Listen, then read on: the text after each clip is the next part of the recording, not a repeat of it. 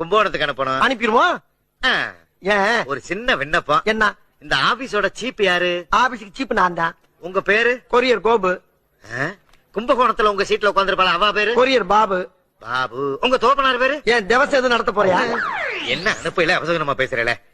சும்மா ஒரு டீட்டெயில் தெரிஞ்சுக்கிட்டா ஏதாவது மெசேஜ் ஆனா எப்பவும் போல எங்க வேலையை செஞ்சுக்கிட்டு இருக்கலாம். கோர்ட் கேஸ்னு போவேங்கிறீங்க. பெரிய பிரில்லியன்டா இருக்கு. உன் கொரியர்ல அனுப்ப முடியாது, நீ வெளியே போமல்ல. என்ன கோச்சுக்கிறார்? என்ன கோபம்? டீட்டெயில் கேட்ட குட்டமா இல்ல டீட்டெயில் கேட்ட குட்டமான்னு? அது சரி, பேரை சொல்லிட்டேல. சரி, என் ரூட்ல போய்க்கிறேன்.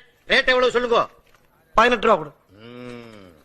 குடுக்கிறது 18 ரூபா இல்ல 10,000.